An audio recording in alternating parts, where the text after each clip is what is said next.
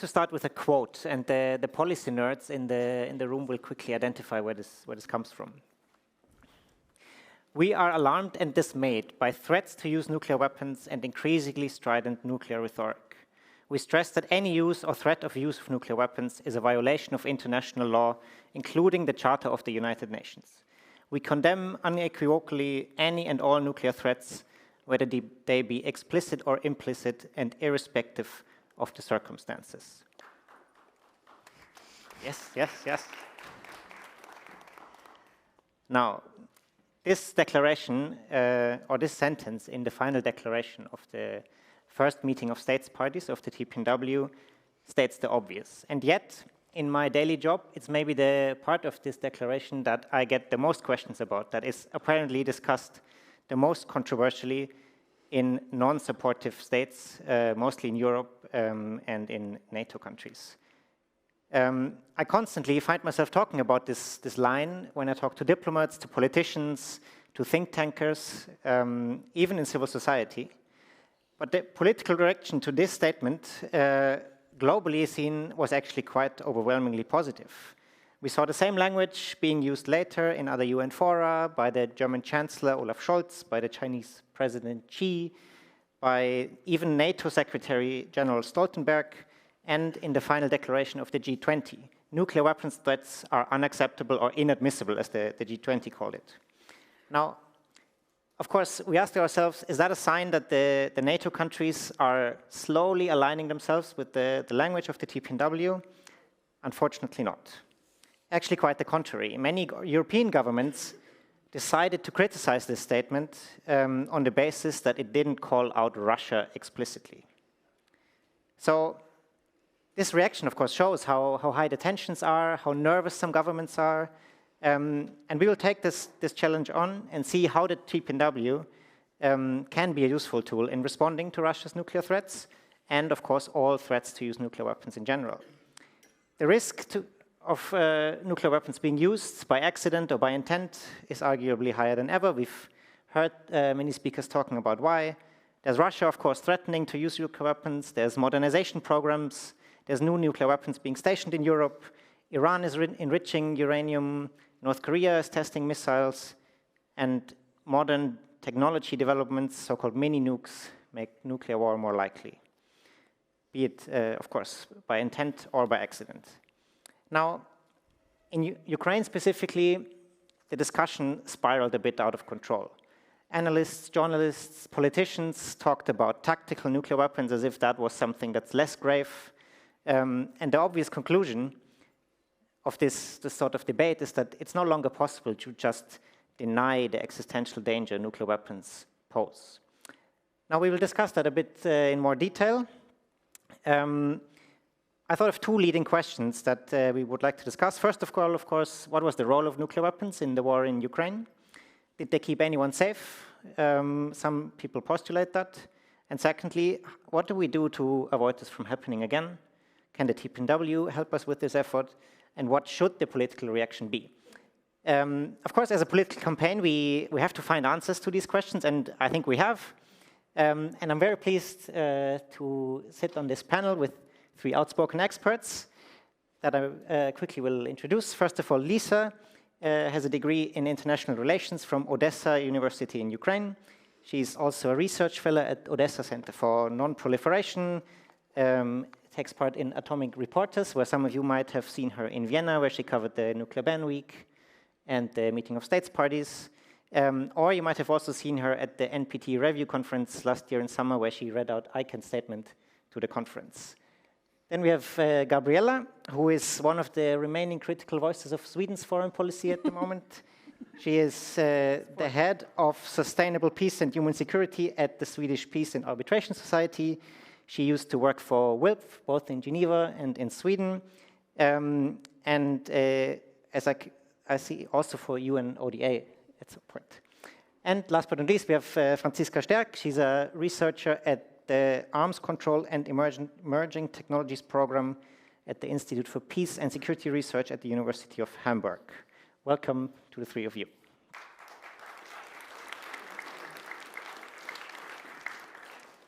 Now, The first question I would like to ask Lisa. A bit more than a year ago, Russia started its full-scale invasion of Ukraine. A few days later, the Russian president announced that the nuclear forces would be put on high alert. Can you take us through, first of all, how you personally perceive the situation living in Ukraine, but also based on your more academic analysis, were these threats credible? How were they perceived by Ukrainian population, and how did you cope with this situation? Thank you, Florian. First, I want to say that I'm very happy to be here on this panel with you all. It's a great pleasure for me. And I would say that, well, Ukrainians knew that at some point we'll need to fight Russia.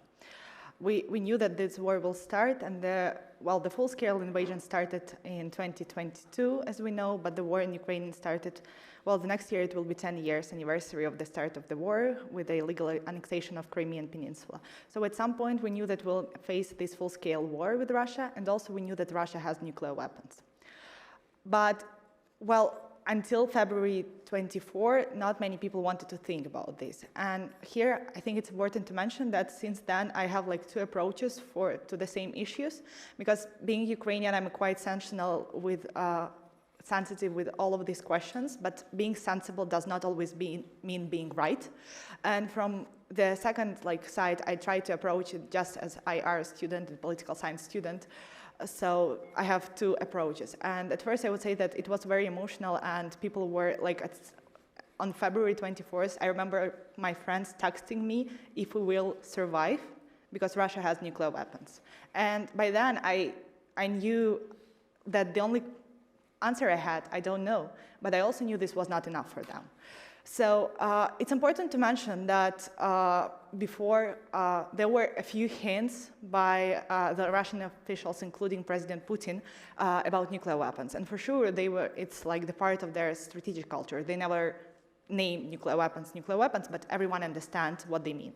And so also in February of just shortly before the invasion, they held the annual exercises, and they announced it publicly. So this was also a question of concern, and which is more, usually these exercises are held in fall, so this was also a question. And as Florian already mentioned, shortly after the start of the full-scale invasion on February 27th, it was first time since Cuba Missile Crisis when when Russian officials, before it was Soviet officials, publicly announced that they put their nuclear forces under the high alert. So this was another sign.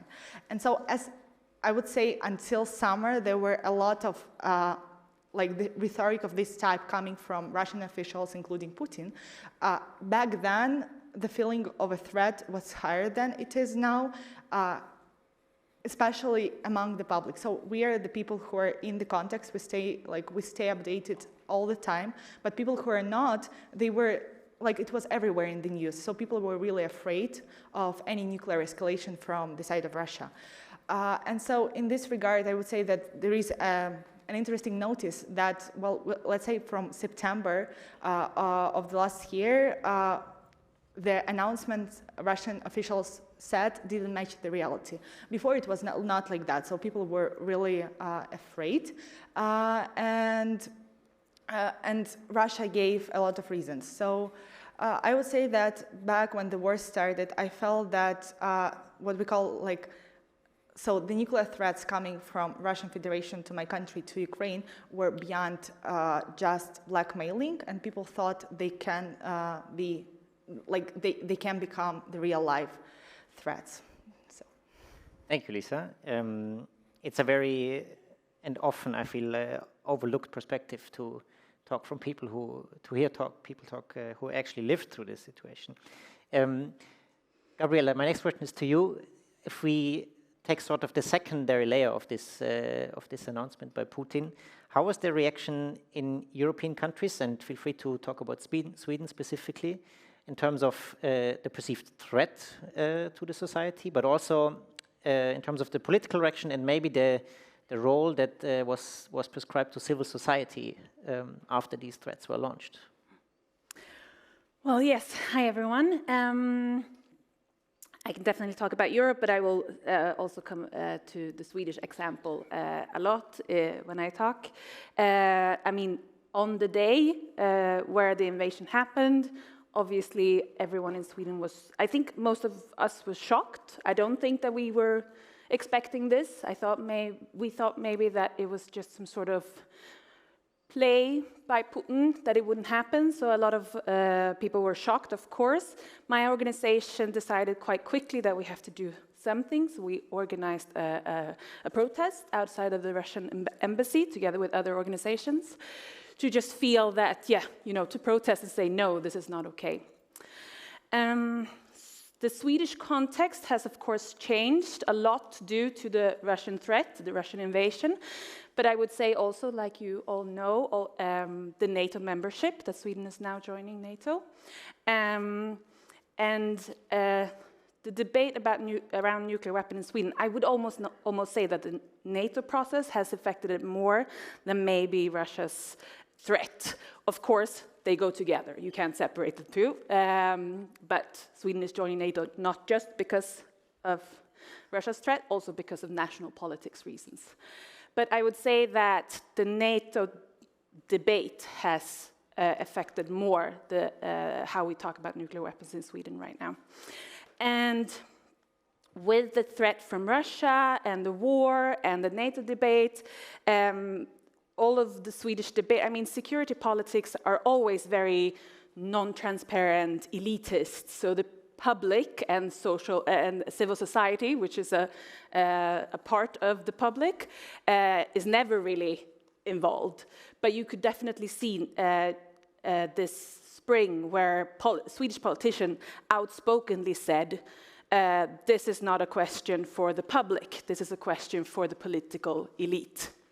I'm reframing, they didn't say exactly that, but which of course then also have pushed civil society further out in the margin of this debate. And of course, I mean, I think everyone here who represents civil society knows that we're always being called naive, and so it wasn't like we were in the center before, but it's definitely been more pushed. And I would say talking about nuclear weapons in Sweden, and I think in Europe in general, is very difficult, and it's also very much, well, in Sweden at least, as soon as you almost mention nuclear disarmament, it's almost like that people say that you're a part of Putin's strategy, or that you're part of the enemy and things like that. And that has really, really strengthened this last couple of months. Yeah, thank you.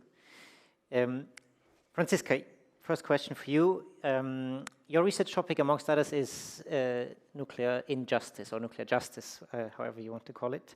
And you've published a fascinating article on the human cost of nuclear deterrence.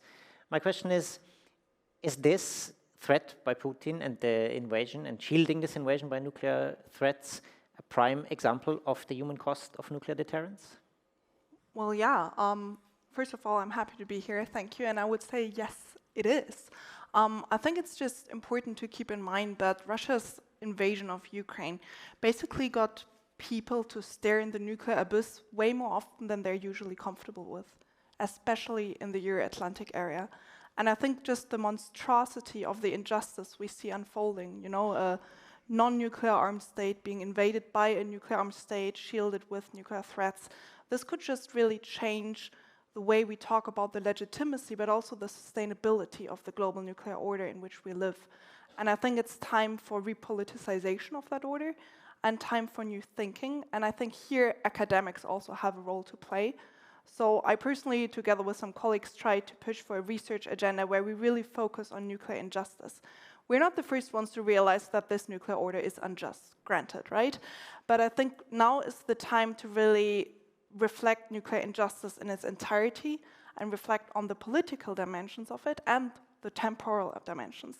So the political ones, you know, the nuclear order is based on deterrence, non-proliferation, disarmament.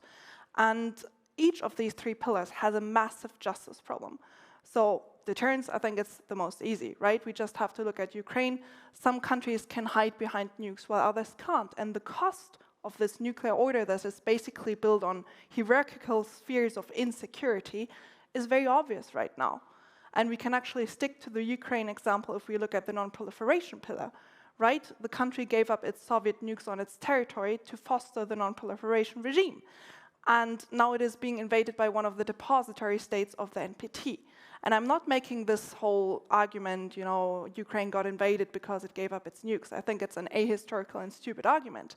What I'm saying is that the non-proliferation regime failed Ukraine, and it could fail other states in the future due to its unjust nature. And that actually brings me to the disarmament pillar of the nuclear order. Well, you know, the non-proliferation obligations are under a quite strict control regime in the NPT regime. But then when it comes to disarmament, non-compliance by nuclear weapon states, it's mostly unattended.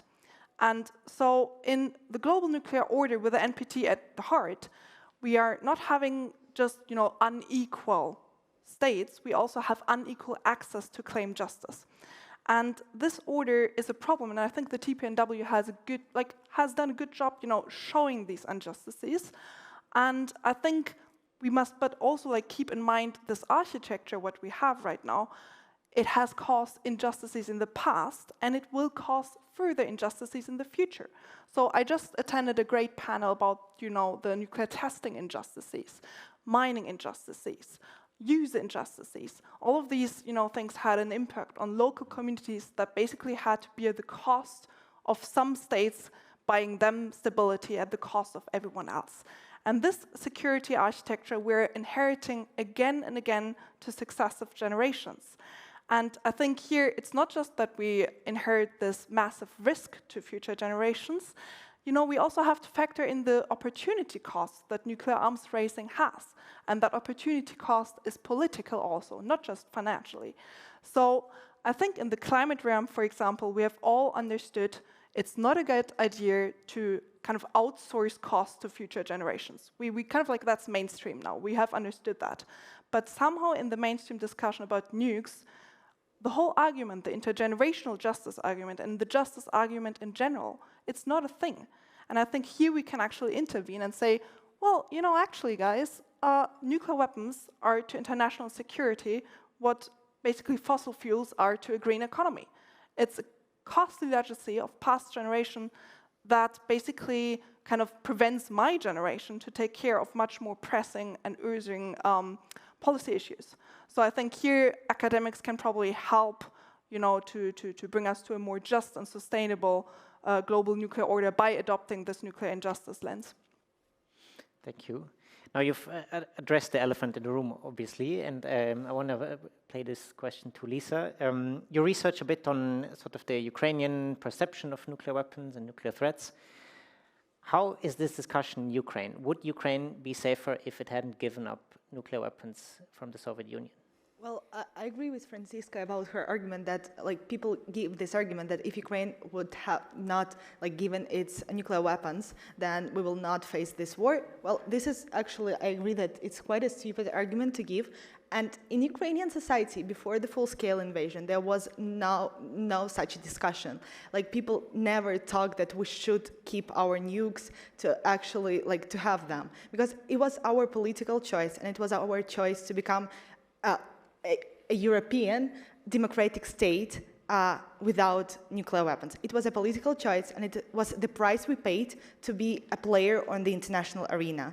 And it's interesting because, in 1993, yes, shortly before the Budapest Memorandum, there was a study conducted by Ukrainian scientists which said that if Ukraine keeps, even though we didn't have this measures of control of our nuclear weapons on the territory because everything was still in Moscow, the research proved that if we kept what we had back then, we'll need around 5 to 7 years to actually for the uranium enrichment. So from the scientific point of view, Ukraine had all the capabilities to actually preserve what we had and to develop it to become a nuclear state. However, we didn't want to get into this isolation, and it was a choice to give it and to take another way, to take the way out of this authoritarian state we were the part of. So this was a choice, and in this regard, when the war started, people became, the feelings we had in the society, and they are still quite radical. So at this point, the people who were out of the context, and suddenly in Ukraine, everyone became like a political expert. And so in this regard, people started telling, like, we should preserve the nuclear weapons and then we will be safe. However, even now we see that having nuclear weapons does not stop the real wars. So this is, I mean, and I'm not sure that the level of discussion we have now inside the society is the one that should be taken as the main one, because people are quite emotional now, because we're under the state of war when, like, my people die every day. But before, there was never discussion about the thing that we should preserve our nuclear weapons. So this was a choice, it was made, and never, like, we were not looking back. However, I still believe that people had hopes for the assurances we got, and it was the countries, like including Russia, gave us the assurances to protect us in a way, and we see how Russia protects Ukraine today. Thank you. Maybe I can widen the question a bit to the discussion in Europe and in Sweden particularly. Do nuclear weapons actually keep anyone safe then? If you ask me, I would say no. Obviously, nuclear weapons are not keeping Ukrainians safe or the rest of the world also being under Russian threat, because there are, I mean, what we all have been saying since Russia did the nuclear threat is that they're using nuclear weapons to do what they want, to invade countries. So obviously, nuclear weapons do not keep us safe. But that is, of course, where the conversation is going today. The conversation in Sweden, for example, is very much what you're talking about. If Ukraine would have had nuclear weapons, this would never have happened. But the follow-up questions never come. Okay, so then every country should have nuclear weapons. What does that mean? What does that entail? Should every country, now I'm going back to Sweden joining NATO, but should all countries enter nuclear alliances and so on? Those questions are never asked. Media doesn't ask our politicians those questions. We never fully like unwind this whole, do they keep us safe? We just ask the first question and then don't go any further. In many ways, of course, the political discussion and also I think the public discussion has changed a lot and has been reduced to very few and very military components of this debate. Something I found myself hearing a lot also is the distinction between tactical nuclear weapons and strategic nuclear weapons. Franziska, maybe this is a question for you. Why do some people actually make this distinction, and does it make sense? Well, I mean, I will say, like, from an arms control perspective, of course, it's useful to talk about the different types of nukes there are. And yield does make a difference. And it also makes a difference if you have a long-range, short-range, medium-range type of system we're talking about. So I think the differentiation, especially from an arms control perspective, if you want to reduce these systems, makes sense. Because, you know, look, you can't tackle them all at once, basically. But then if you have these words, for example, tactical, of course, there's this common criticism that this is a bit, well, it's not the ideal term to use, because people get misconceptions about the usability of these weapons. And I think this is something we've been seeing in the last few months, where people were kind of like, well, saying, okay, it might not be that bad to use such a weapon, and it could be limited and all of that. And I think it's important to keep in mind, you know, tactical is basically anything from 0.3 kiloton to 100 kiloton and even more. So the range here is really wide. And just, you know, to give a comparison, the biggest conventional bomb the US has in its arsenal is 10 tons, right? And so, I mean, and then like the smallest mini tactical nuke we have is 0.3 kilotons. So that's 300 tons. So it's like, it's not like we have really these small usable tactical nuclear weapons that we talk about. But of course, there's this impression that we have this. And this, of course, creates pressure on policy, how to respond here. So yeah, I'll leave it at that. Mm-hmm. Gabriella, is this also part of the normalizing discourse in Sweden? Definitely, and I think all of Europe, or maybe even the world. I think also tactical nuclear weapons in military expert write about it and play out how they can be used and so on in different scenarios. But for the common person, for general people, it really becomes like a small bomb. And that, I think, is also because, like you said, tactical nuclear weapons can be up to 300 kilotons. So it's not a small bomb, but for people reading these, it's a small bomb, and then maybe they can be used. But I was thinking, we had this morning a session on the taboo. And I'm wondering also if the taboo and the humanitarian consequences that we push so much actually also has had an effect on that we now talk about small weapons. Obviously, even the military staff have realized we don't want to create humanitarian consequences, and maybe that's also why they are talking about the smaller bombs. I don't have the answer for this one, it's just something I've thought about. But definitely, I mean, in Sweden, there was one article by a journalist which was crazy. And it actually said, small nuclear bombs can be used, they can be used. And also in the next sentence saying that, well, if Russia would use nuclear weapons on Ukraine, it would only make Ukraine more willing to fight. So it's not just the fact that you can use small weapons, it's also somehow creating like this, we're not people anymore, it's just war, and war doesn't affect us, it only makes us stronger. Mm-hmm. So that's the kind of the debate shift in Sweden. Yeah. Lisa, how is it in Ukraine? Is sort of, I mean, it seems so absurd to even ask, is limited nuclear strike something that Ukrainians would discuss in this context? Well, I think yes, but limited strike does not mean that it will remain limited, and this is the main concern people have. Like, they don't understand the idea of naming something limited, because we've already had like limited war for 8 years, and then it became not limited. So in this regard, yes, we have. And then the problem with like what we call tactical nuclear weapons, and when we deal with Russia, is that we know something about, like, we know at least something about Russian strategic nuclear weapons, because all of the treaties, arms control treaties between the US and Russia, they consider it only strategic nuclear weapons. However, we have nothing about tactical nuclear weapons. So this is something that makes me worried, because we don't really know how it is.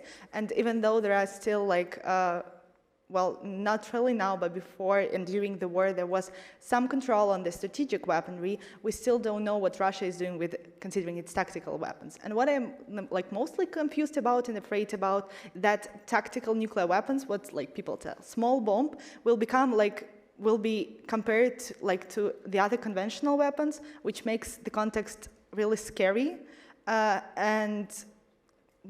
In any case, it's still a weapon. And so this is like the article you mentioned. I saw some things like that. And this is, for me, it's scary. And also that, and I think for Ukrainians inside the society, people tell that they are not afraid of anything now, because we've seen enough. But this is also because people don't really realize what is like the use of nuclear weapons, and they don't want to realize, because it's scary. Thank you. Maybe at this point we need to talk about the flawed nature of deterrence. As you said, for example, many Ukrainians have seen enough. Nothing would sort of break their resilience. And I want to introduce another quote from the very same declaration of the first meeting of states parties, which is, I think, now the 5th paragraph, just after the condemnation of threats. The states parties agreed that, far from preserving peace and security, nuclear weapons are used as instruments of policy linked to coercion, intimidation, and heightening of tensions. This highlights now more than ever the fallacy of nuclear deterrence doctrines, which are based and rely on the threat of the actual use of nuclear weapons, and hence the risk of the destruction of countless lives, of societies, of nations, and of inflicting global catastrophic consequences. Franziska, has nuclear deterrence failed for Russia? as Lisa just said, Ukraine does not seem very deterred. It also hasn't stopped allies of Ukraine to support them. So is nuclear deterrence a concept of the past now? Well, I wouldn't be too fast there to jump to conclusions, because I mean, it did work for them to a certain extent, right? I mean, of course, we see weapons deliveries, but we can see both sides. I think both are equally deterred to really like come into conflict with each other. So on this kind of like basic level, we see, in my opinion at least, and I know I'm not making friends with some people here, we see deterrence working. But that doesn't mean that we have here a sustainable model of peace. Because if we say, okay, deterrence probably helps us to kind of like prevent like NATO and Russia jumping to each other's throats, that doesn't mean that we have a global peace here. And we have to ask peace for whom and at what cost, right? And as soon as we start asking that question, then we have to be, of course, way more critical of deterrence. And I think that also interlinks to the whole concept of, you know, we've heard that a lot, like after the full-scale invasion started, that Western nuclear weapon states said, okay, the threats are super irresponsible. Like the deterrence you are doing, we don't like, but like our deterrence is responsible. And I find that interesting, to say the least. And I still have to find an official France, UK, who can actually explain me what is the exact difference between a responsible and an irresponsible nuclear weapon state. Where's the line here, right? So which threats are credible and responsible and which are not? And so I think this is really also something where people can, you know, start asking questions and make use of the narrative that they actually have started to imply. So ask them, okay, if you're a responsible nuclear weapon state, what does that entail? Does that mean you will commit to more transparency? Does that mean you will do better reporting at the NPT? So let's actually, if we can get rid of that narrative because it's out there, then let's use it in a productive way and get some commitments out of that. Yeah. Gabriela, now Sweden is joining NATO, which is a self-declared nuclear alliance. So is Sweden now a responsible nuclear weapon state? Sweden is a responsible nuclear weapon state. If you listen to all politicians, yes, they have swallowed the whole apple. Can you say that in English? Which is a big shift. If you would ask me a year ago, I would say that Sweden has a long history of being against NATO for many reasons, one of them being nuclear weapons, of course, and also a quite strong nuclear weapon, nuclear disarmament in the general public belief. And now it has shifted. There hasn't been any opinion polls made on nuclear weapons in regards to NATO in Sweden, unfortunately. So we don't know. But it's been very clear that politicians there's a desperation to join NATO. We all know what's happening with Turkey and Sweden right now. There's a big desperation on the political elite in Sweden to join NATO. And in that desperation, you are not allowed to talk critical about NATO, any part of NATO. So also, of course, not nuclear weapons. And we as a country has to accept nuclear weapons because they're there, and Russia has threatened to use them. So that's the general state in Sweden right now. If you bring up nuclear weapons, Sweden also has a quite, I would say, I don't like to use the word naive, because usually I'm the one being called naive, but I will use it now, a naive look on NATO as a nuclear alliances. I've talked to a lot of politicians in Sweden, and they honestly believe that there are countries in NATO that they can join force with to push for nuclear disarmament. They put a lot of trust in Norway, for example, to do this. So I do think a few politicians do believe that they will be able. A little bit what we heard about, if you have nuclear weapons stationed on your ground, you get a bigger seat at the table, at the, what's it called? Nuclear planning group? Nuclear planning group, thank you. And a little bit of that is being talked about in Sweden as well. Not that we would have nuclear weapons on Swedish ground, but that now we get a seat at the big table. Now we can really push for nuclear disarmament. Yeah. Lisa, you were quite involved at the first meeting of states parties also, reporting on the ban forum and then also, of course, on the government conference. One of the big outcomes, of course, is this reinforced stigmatization of threats to use nuclear weapons, as my first quote showed. Do you think that something that's maybe a bit intangible, like stigmatizing nuclear weapons, would affect a country like Russia to not do what they did? Well, this is quite a controversial issue, I would say, and I would say that I don't have a clear answer to this, because, like, in the perspective now, for me, it's really hard to assess, like, because we already have what we have. And in this perspective, for me, it's quite, like, hard to assess. However, I wanted just to quickly run into the argument about, like, Sweden joining NATO and, like, hosting nuclear weapons on its territory.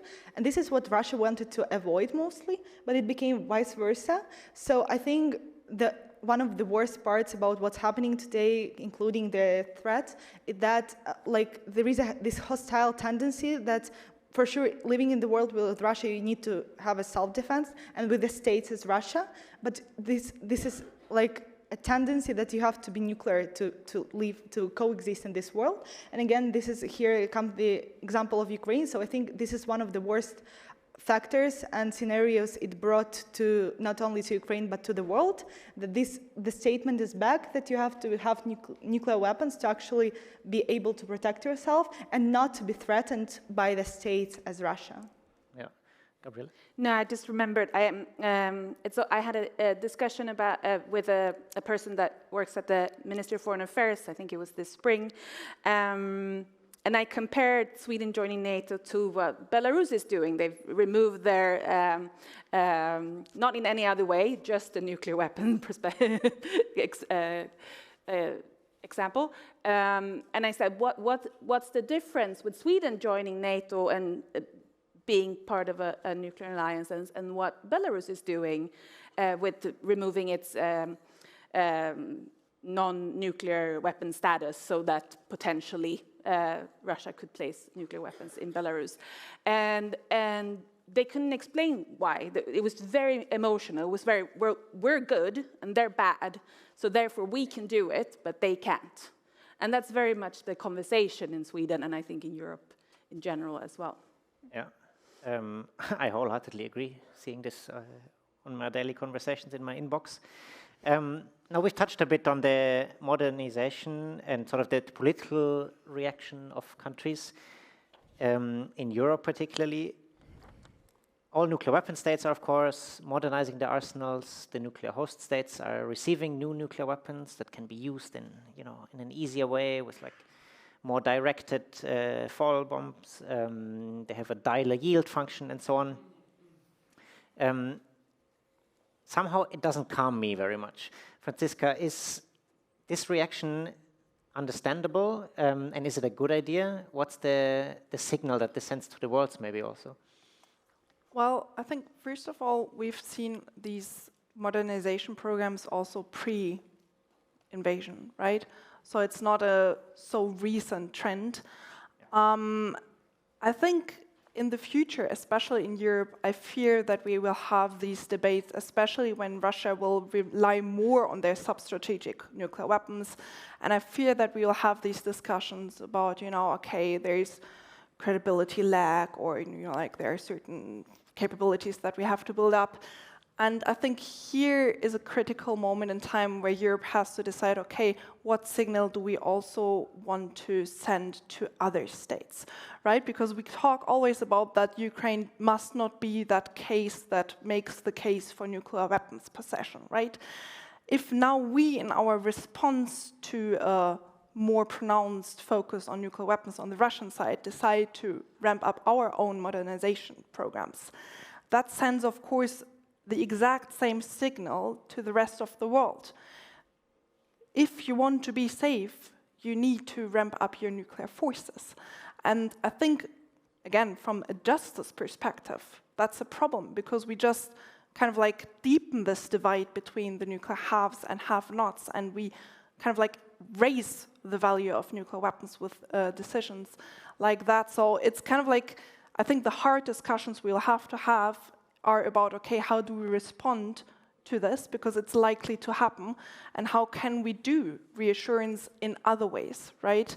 And that does not always mean that they will be cheaper. So conventional reassurance won't be cheap.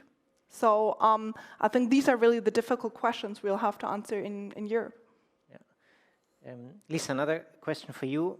In your opinion, from your expertise, what is it that countries can do to stop this madness now? What can also maybe civil society do? But if you had a recommendation for the European governments, what should they do with Russia's nuclear threats to not escalate this further, to reduce the risk, and to eventually lower the risk completely, of course? This is my favorite question. Good. Well, there is like a common thought also in Ukraine and in the people who are very actively supporting Ukraine, and they're like, there will be no Russia soon. No, there always will be Russia, unfortunately. I don't know, it might change how it is, but well, we can't, this is the biggest country in the world, and it will not just like disappear in one day. So we really, I think what we should do now is to learn how to live with Russia. And in the nearest future, and I hopefully it will happen in the nearest future, I mean, what we need, like a lot of people say that, and wishing always, like when you talk to people abroad, they wish peace to Ukraine. But actually what not only Ukraine needs, but also everyone here, we need like victory now. And we need the victory which will not let Russia say that it won. Like we need, because Russia is very like good in telling people things which are not true. So we need to put Russia in the position where it will not able to have any excuses for what it did in Ukraine and to the world itself. And only then we can, I mean, people tell, and I agree that at some point we'll need to face a dialogue with Russia, but we need to face it in the position when Russia will not be, like, when will not be afraid of it anymore, and when it will be clear for it that it lost. And in this regard, this should be, like, first we need to, hopefully, to end this war in the position when Russia will not be superior anymore, and where we can, like, the world tell the conditions of the coexistence with Russia today, including nuclear arsenals. And like there should be really like the dialogue which will put Russia in the position when it will need to actually let, for example, let the utter control, strict control to the nuclear facilities. So this is the main point. We need to put Russia in the position where it will not have excuses to tell that it's the strongest, like it's the strongest state. Thank you. Gabriela, maybe a similar question to you. Now, Sweden is about to join NATO and endorse nuclear weapons as a security means.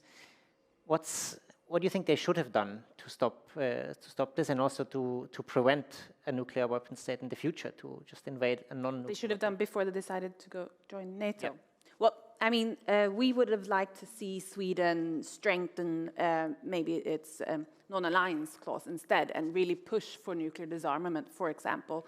I mean, Sweden has been throughout history up and down when it comes to pushing for nuclear disarmament. Sometimes we've been really good. We've had politicians that really believe in this, and sometimes we've been really, really bad.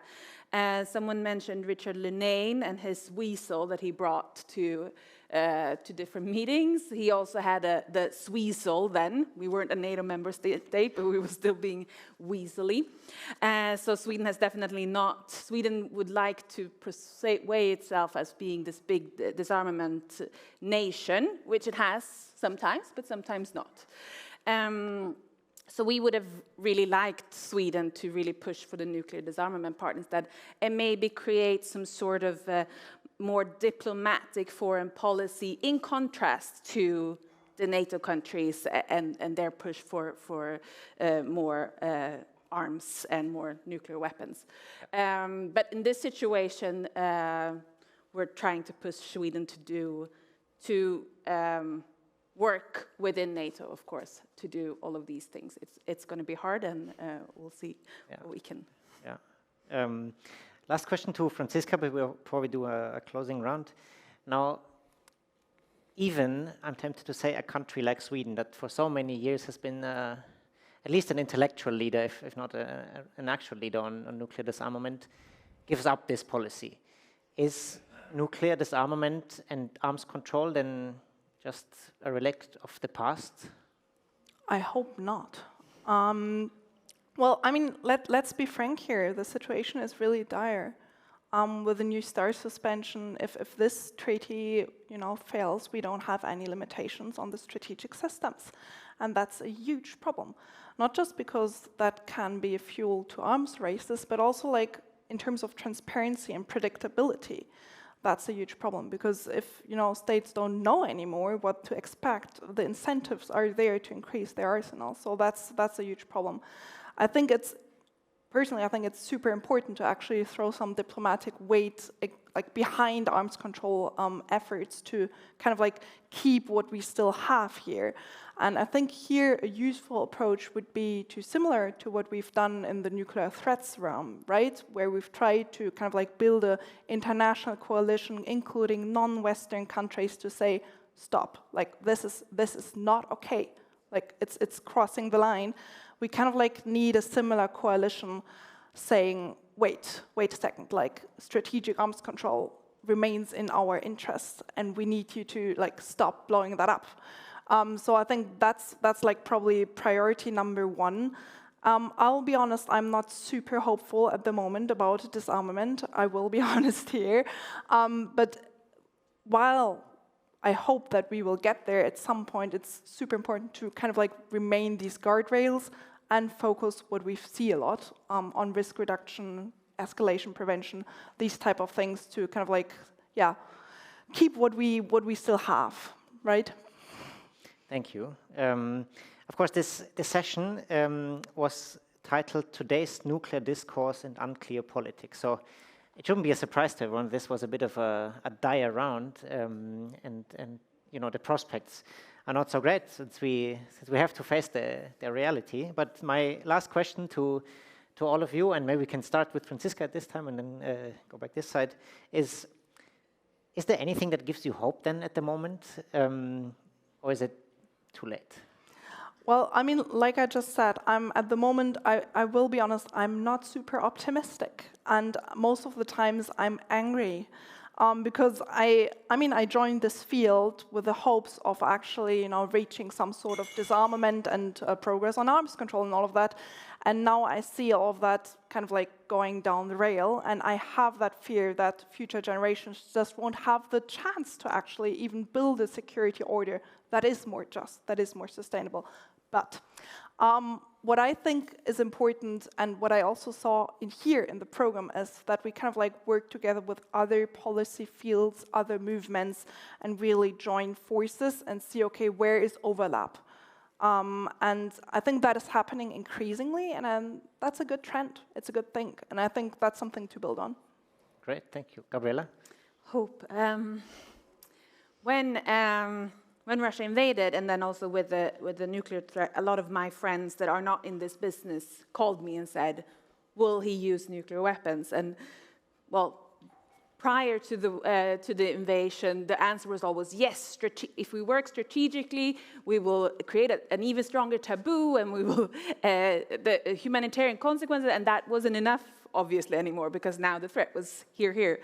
So I had to rethink of how I could give other people hope when I was out talking about these issues, but also myself. And I don't think we have another option, because I really don't believe that more nuclear weapons armed states is the answer. That is not, I know that that's not going to make us safer. So we have no other option. And then I always try to remember the NPT came out of a very serious situation. The INF treaty came out. So I'm also trying to find those things that we have done in the past. And I'm sure there's many other arms control and disarmament examples that we can bring up in order to really show we have done it before. We are not starting from zero. Maybe we just need to dare to think, learn this time around from our mistakes and look forward. I'm hoping for like a building back better, like we had after Corona. Is it after Corona? I'm not sure. But yeah, something like that. Yeah.